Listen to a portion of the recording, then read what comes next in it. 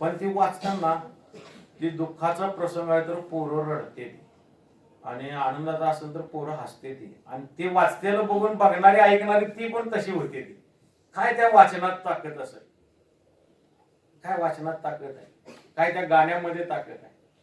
अहो पोरग नदीला मसर इनवायला नेऊन ती म्हशी धूत धूत गाणं म्हणतोय, त्यानं वर्गात येऊन गाणं म्हणून दाखवलं आणि त्या शिक्षकाने त्याचा व्हिडिओ काढून पाठवला.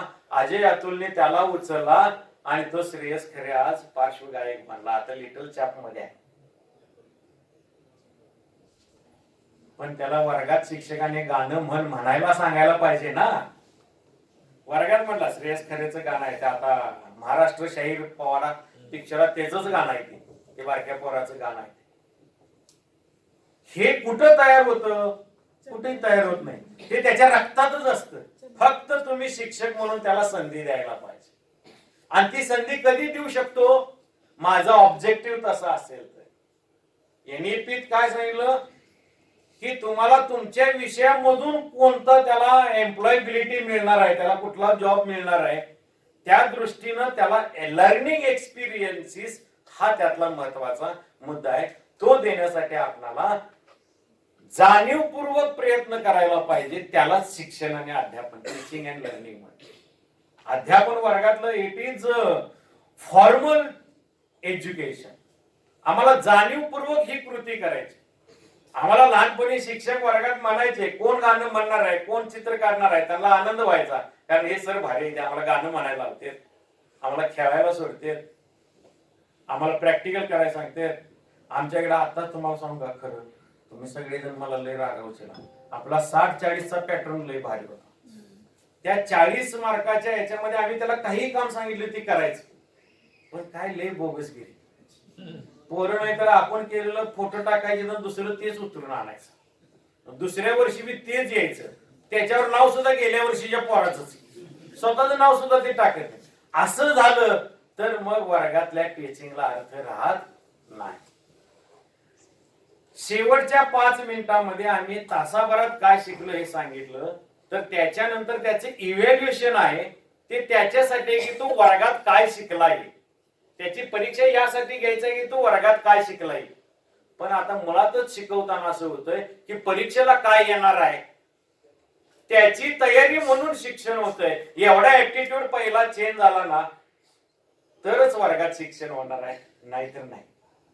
परवा मी कॉमर्स मध्ये गेलतो आणि त्या मेजर मायनरमुळे त्यांचे 2 विषय चांगले उडायला लागले आणि मग त्यांना लय वाईट वाटायला लागलं. अहो हे विषय शिकलं नाही तर कॉमर्सचा स्टुडंट होईल कसा. ही तळमळ जोपर्यंत शिक्षकाला आहे ना तोपर्यंत त्या विद्यार्थ्यांमध्ये पण ती तळमळ राहते. त्यामुळे तो वर्गामध्ये जे बसलेल्या शिकणाऱ्या प्रत्येक मुलानं जास्त मार्क मिळवले पाहिजेत, त्यानं जॉब मिळवला पाहिजे, त्याला पॅकेज चांगले मिळायला पाहिजे, एवढंच डोक्यातनं काढून टाका.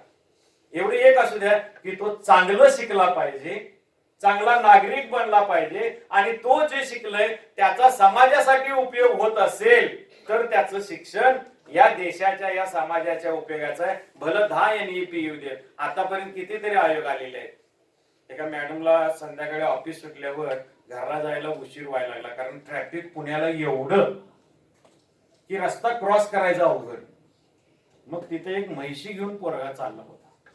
त्याला म्हटले, तिला माहित होतं मॅडमला त्या की मस आडवी गेली की सगळं ट्रॅफिक थांबते, त्याला काय कोण घालत नाही. त्याला म्हटले अगं तुला 5 रुपये देतो, मला काय कर ती मस आडवी घाल म्हणजे मी पलीकडे जाईल. असं करत ती पलीकडे गेली. तिथे एक दोघं थांबले होते. ते म्हटले मी तुला 5 रुपये देतो, तू परत मस घेऊन तिकडे चाल. एक 4-8 दिवसानं या मॅडम तिथे गेल्या की मसवाला तिथंच होता. ते म्हटलं अगं तुला 5 रुपये देतो, तू मला पलीकडे सोड. नाही म्हटलं मॅडम तुम्हाला फ्री आहे म्हटला. काय फ्री? पलीकडे न्यायचं का? अहो मी जो व्यवसाय चालू केलाय म्हटलं, माझी मस इथं आहे, माझ्या आईची पुढच्या चौकात आहे, बापाची त्याच्या पुढच्या चौकात आहे, 4 म्हशी घेतल्यात, आठवड्याभरामुळे 1000 रुपये कमवलेत, आमचं व्यवस्थित चालेल. ते तुमच्यामुळं मला सुचले, तुम्ही फ्री.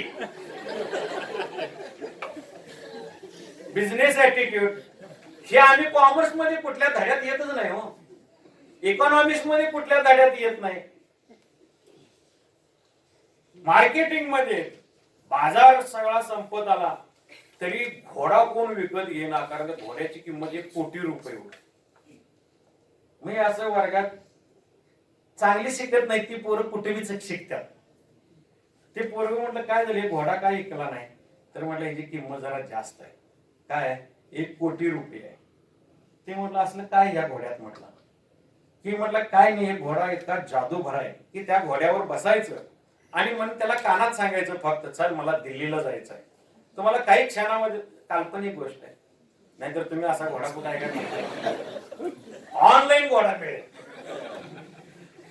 दिल्लीला म्हटलं की लगेच दिल्लीला नेणार, आणि मग मुंबई म्हटलं की लगेच मुंबईला नेणार, अमेरिका म्हटलं की लगेच अमेरिकेला नेणार. मग कशाला हे करायचं म्हटलं, फिरकी दुनिया नाही. म्हटलं त्याला एक फॉल्ट आहे. म्हटलं काय फॉल्ट आहे, त्याला जा सांगल ते सगळं काम करतोय तो, पण त्याच्या मनात आलं तरच. त्याच्या मनात नाही आलं तर तो जागचा हलत नाही, त्यामुळे तो कोटीचा घोडा जाग. आपण सगळे कोटीचे घोडे आहोत. चांगलं शिकायचं आहे, चांगला माणूस बनायचा आहे, ते केवळ आपल्याच हातात आहे. आपण वर्गात जाऊन आता शिक्षकांना प्रोत्साहित करूया. सर हसले. शिक्षकांना सांगूया, सर मनापासून शिकवा, आनंदापासून शिकवा, आम्हाला आता परीक्षेसाठी शिकवू नका. आमचा हा केमिकल लोचा आहे, 16HCl प्लस 2KMnO4, याच्यामधून क्लोरीन वायू कसा तयार करायचा हे मी तयार करतो, मला नुसतं व्हिडिओ दाखवू नका. आशा करतो की या सगळ्या ज्या उदाहरणं दिली त्यात कोणाचं काय मन दुखवलं तर जरा काढून टाका, कारण मला अजून उद्या इथं नोकरीला यायचं. दुसरं असं की याच्यामध्ये कोणकोणत्या टीचिंग मेथड्स, स्ट्रॅटेजीज, ऍक्टिव्हिटीज सांगितल्या ते माझ्या या PDF मध्ये आहे. त्याची नावं मी तुमच्यापर्यंत देईन. एवढं आतापर्यंत रुजलं असं समजून मी आपली रजा घेतो. थँक्यू, धन्यवाद. 45 मिनिटं फिनिश. 1:30 सर उठून गेलेत, त्यामुळे मी त्यांना जाऊन गाठू शकतो. थँक्यू.